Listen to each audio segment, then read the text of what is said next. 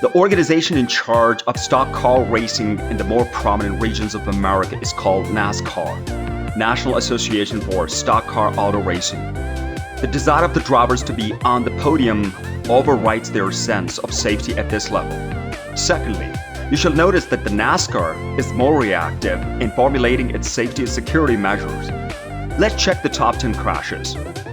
Number 10. Ryan Newman, 2020 Daytona 500. To reduce the likelihood of accidents, so many safety precautions have been put in place. However, one of the most hazardous collisions in the recent memory occurred during the 2020 events. The man at the heart of this plan was Ryan Newman. In the final lap of the race, while in the lead, he blocked Ryan Blaney from obtaining the victory. He unexpectedly collided with the outside wall as Blaney caught him in the right rear. The hit turned Newman's car upside down, and that was when the real drama began. Driving at 180 miles per hour, Kerry LaJoie struck him from behind. The accident served as NASCAR's wake-up call that greater driver safety was still needed to reduce collisions. Even though many people had assumed Newman wouldn't return after 3 months, he was eventually able to resume his activities. Number 9. Ricky Rudd, 1990 Atlanta. The Ricky Rudd accident in 1990 in Atlanta demonstrated how NASCAR had been careless and how it had planned and incorporated third parties in its races. Bill Elliott's vehicle experienced technical issues during the Atlanta Journal 500, necessitating a tire swap. What the hell happened next? Mike Rich, Elliott's tire changer, was trapped between the two cars when Ricky Rudd lost control of his vehicle and skidded into the Mike Rich's back tire. After being taken to the hospital, Mike Rich passed away. Both local leaders and fans expressed outrage in equal measure. Notably, Mike Rich's death was not in vain. In addition to mandating that pit crew always wear protective gear, NASCAR started enforcing pit road speed limits at all races. Any pit crew discovered today without the required safety equipment will be subject to NASCAR-approved disciplinary metrics. Richard Petty's 1970 Darlington as an 8 number. NASCAR racing was a family obsession for the Richard Petty. When Petty was coming off turn 4 before the collision, his car suddenly snapped to the left. The force of the car's impact broke the interior wall as it struck. His car flip-flopped several times before coming to rest by its roof in one of the most horrific images ever seen in history of the C contests. The horrible video of the Petty's body dangling out of the window was shown throughout the program. His crimson flag, which had landed on the ground, was mistaken for his blood by onlookers. Experts advised that he be sent immediately to the neighborhood hospital after being taken to the infield medical center. According to his father's media statement, Petty was doing well. Because of this strategy, NASCAR safety experts have made the required suggestion that all cars competing in the race be equipped with window nets to reduce the likelihood that drivers may fly through them in event of an accident. Number 7. Bobby Allison, May 3, 1987, Talladega. In the collision, Bobby Allison's car ran over debris, which caused a tire blowout. The car hit the catch fence, a steel barrier separating the crowd of the spectators from the racetrack, after becoming airborne due to its high speed. Although it missed the stands, the vehicle's high-force hit caused it to crash through the fence. Shrapnel and debris struck many spectators, one of whom nearly lost an eye. Restrictor plates are now required as a result of the incident. Although accidents are never something we want to happen, most of the collision Allison was involved in had significant effects. As we seen in a truck accident he was involved in February 2000 that prompted the development of the restrictor plates for vehicles. Number 6. Steve Park of the Darlington 2001. Steve Park, according to Sportscasting, was one of the NASCAR's most promising drivers, whose career was wrecked by several accidents. Although he had been in another accident in 1997, the one in 2001 was far worse. The same year, the Dale Earnhardt left NASCAR at the Daytona 500. His vehicle as a result crossed the track to the left. The vehicle behind him, driven by Larry Foyto, T-boned Park. He suffered several wounds, including damage to his brain and loss of the speech. The driver holds himself responsible for the entire plane.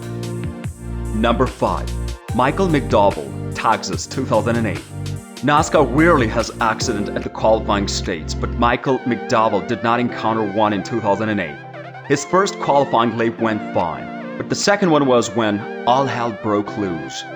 His car shifted as he was about to make the first turn.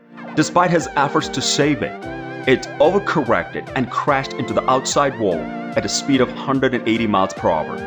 The car turned upside down as a result of the strong impact force. The vehicle made 2 flip-flop motions before tumbling off the bank. Fortunately, his car came to rest on its wheels. The stadium was filled with relief when everyone witnessed the driver exiting its vehicle. The announcer was visibly scared for everyone watching the race. Analysts suggested that this would have likely resulted in the driver's death if it weren't for the safer barriers that were erected on the tracks in the 2000s. Number 4. Rusty Wallace from the 1993 Talladega race. One of the most amazing drivers of the late 1980s and the early 1990s was reportedly Rusty Wallace. At the 1993 Talladega, Wallace led for the first 43 laps, but then, boom, a catastrophe occurred. Ballast was launched into the air as a Dale Earnhardt collided with its rear bumper. His Pontiac's tail soared upward like a tiny jet taking off. After that, the car rolled, bounced, tumbled 6 times, scattering its wreckage as far as 200 yards away. Wallace was not hurt in the collision, nor were any of the onlookers.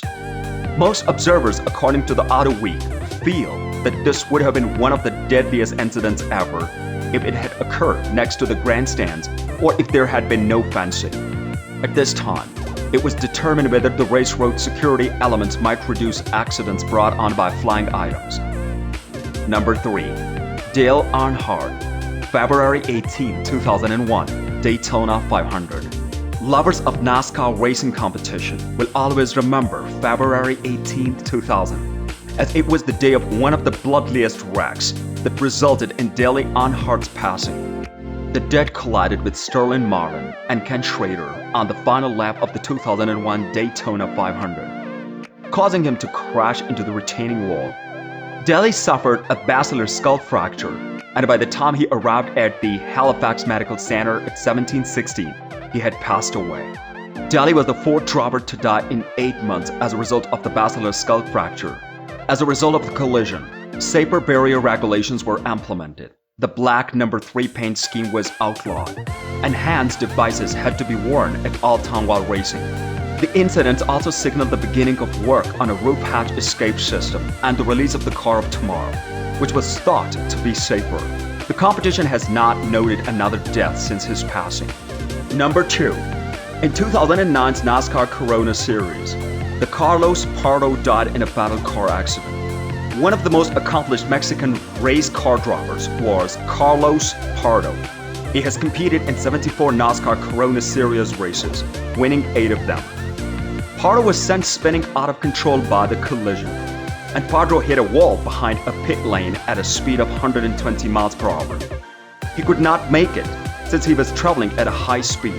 The car was equipped with a pitch barrier and water drums to lessen the impact force of the accident. A medical helicopter was used to try to airlift him to the closest hospital, but he was subsequently pronounced dead. He was the pilot at the crash. Number 1. Jeff Baudini, Daytona 2000. Jeffrey Baudini, a NASCAR driver, was involved in the most terrifying crash yet seen on February 19, 2000. The Truck Series had never competed at Daytona before. There was a fierce race between Kurt Busch, Rob Morgan, and Lyndon Amick in the 57th lap. Starting with Morgan and Busch, the 2 trucks smashed Jeff Baudini, whose truck was thrown off the ground and into the fence. At this time, Morgan turned on towards Amick, and the 2 trucks crushed Jeff Baudini. The Baudini's fuel cell ruptured, igniting a massive fire. The driver, according to the Washington Post, shattered his middle back vertebrae, broke his right twist, and experienced a concussion. The collision involved 12 other vehicles in all. 9 spectators were treated for injuries following the collision, and 2 of them required multiple surgeries due to their serious injuries. The vehicles were racing at a pace of about 185 kilometers per hour when the accident occurred. How was the video? Did you enjoy it? Post your feedback in our comment section below and subscribe to our YouTube channel for more updates.